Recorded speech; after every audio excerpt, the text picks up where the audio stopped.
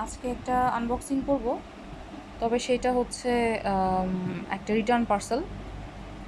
চেহারা দেখে হয়তো বুঝতে পারছেন এই পার্সেলটা আমি কাস্টমারের নাম ধাম কিছুই বলবো না, কারণ আমি মনে করি যে আহ, দোষটা পুরোপুরি তারও না, আবার দোষটা আমারও বলবো না। কিন্তু একটা মিসআন্ডারস্ট্যান্ডিং যেটা হয়েছে সেটা হলো, উনি যে খুলে চেক করে দেখতে চান এটা উনি আমাকে বলেন নাই, বা আমিও বলি নাই যে আমার পেজে খুলে চেক করার অপশন নাই। কেন অপশন নাই সেটা আপনারা এখন নিজ চোখে দেখতে পারবেন। এই তো হচ্ছে আস্ত পার্সেলটা। এখন আমি পার্সেলটা খুলবো। ধরেন আমি পার্সেলটা খুললাম, এই যে আমি খুলছি। আপনারা বলতে পারেন যে পার্সেল, বিশেষ করে জামা কাপড় শাড়ি যারা সেল করে তারা তো বলে যে অলওয়েজ চেক করে নিতে, আরও মানে ডেলিভারি ম্যানের সামনে।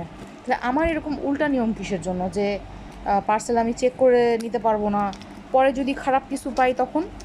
হ্যাঁ, আপনার কথায়ও যুক্তি আছে, আমার কথার যুক্তিটা দেখেন। এই যে এই বাবল র্যাপটা, আপনারা যারা বাসায় প্রোডাক্ট আনবক্সিং করবেন, এই বাবল র্যাপ এইভাবে করে সুন্দর করে প্যাকেট করে আবার এই বক্সে তুলে কি আপনি আমাকে পাঠাবেন তো না, পাঠানো তো সম্ভব না, কারণ আপনাদের কাছে এত জিনিসপত্র দেখা গেছে যে টেপ বাবল এইসব সবসময় থাকেও না। আবার আমার রিপিট কাস্টমার হচ্ছে লিপস্টিক মেখে তারপর হচ্ছে আমাকে ফেরত দিছিল। তো মানুষ একটা নিয়ম যখন একটা পেজ বানায় তখন এমনি বানায় না। এখন ধরেন আপনি এই যে একটা প্রোডাক্ট বের করে নিলেন, একটা প্রোডাক্ট বের করে নিলে এই জিনিসটা লুজ হয়ে গেল, তারপরে আপনি যদি এই বক্সে করে আমাকে ফেরত দেন, খুব সম্ভাবনা আছে যে এটা আমি আর আস্ত পাবো না, এটা ড্যামেজ হয়ে যাবে। কারণ দেখেন কেমন জিনিসটা লুজ হয়ে গেল। বা ধরেন আপনি একটা জায়গায় দুইটা প্রোডাক্ট নিলেন, তো আমি যেভাবে সেফলি আপনার কাছে জিনিসটা পাঠালাম সেই জিনিসটা সেফলি কিন্তু আমার কাছে আর রিটার্ন আসবে না। তো যাই হোক, আল্লাহর অশেষ রহমত, হয়তো এটাই আমার জন্য ভালো ছিল। অলরেডি একটা প্রোডাক্টের বুকিং পেয়ে গেছি, আর দুইটা প্রোডাক্ট হচ্ছে যেহেতু এগুলো মানে সেলের প্রোডাক্ট, এই দুটো প্রোডাক্ট আপনারা নিতে পারবেন।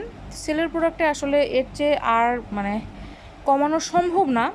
তারপরও যদি আপনারা হচ্ছে নিতে চান, আমাকে যদি বলেন আমি কিছু অনার করার চেষ্টা করব। যে যেহেতু এটা একবার ব্যাক আসছে, আমি জিনিসটা চাইবো না যে আবার ব্যাক আসুক, বরং সেল হয়ে যাক, আমি এটাই চাইবো। তো এইটা ওই ওই প্রোডাক্টটা বুক হয়ে গেছে অলরেডি, এই জন্য ওটা আমি আর দেখাচ্ছি না। এই দুটো জিনিস এখনও অ্যাভেলেবল আছে, আপনারা যদি কেউ নিতে চান।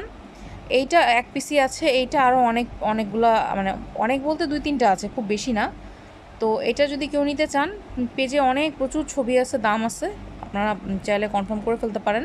আর এই দুটো যদি একসাথে নিতে চান তাহলে আমাকে বললেই হবে যে আপু রিটার্ন প্রোডাক্ট যে দুটো আসছে এই দুটো আমি নিব, সেক্ষেত্রে আমি কিছু কনসিডার করার চেষ্টা করব। যদিও খুব কম দামে আমি যে আপুটাকে দিছিলাম, মানে বলা যায় যে আমার কেনা দামেরও অনেক কমে আমি দিছিলাম, কারণ যেহেতু ডেট শর্ট, এই জন্য হচ্ছে অনেক কমে দিতে হয়েছে। এর চেয়ে কমে দেওয়া আসলে আমার জন্য অমানবিক হয়ে যাবে, কিন্তু যেহেতু জিনিসটা আমি সেল করে ফেলতে চাচ্ছি, এই কারণে হচ্ছে আপনারা যদি বলেন তাহলে আমি জিনিসটা আর একটু কমায় ছেড়ে দিব। এই, আর আমি হচ্ছে কাস্টমারের নাম ধাম বলবো না, যেহেতু ভুল আমারও ছিল, আমার বলতে হতো যে আপনি এই প্রোডাক্ট চেক করতে পারবেন না। কসমেটিক প্রোডাক্টস অধিকাংশ বড় বড় পেজ হচ্ছে ক্লোজ বক্সই দেয়। এখন জানি না আমি উনি কেন এই বিষয়টা জানেন না, বা যাই হোক। তো যারা এই পর্যন্ত দেখেছেন সবাইকে অসংখ্য ধন্যবাদ, ভালো থাকবেন সবাই।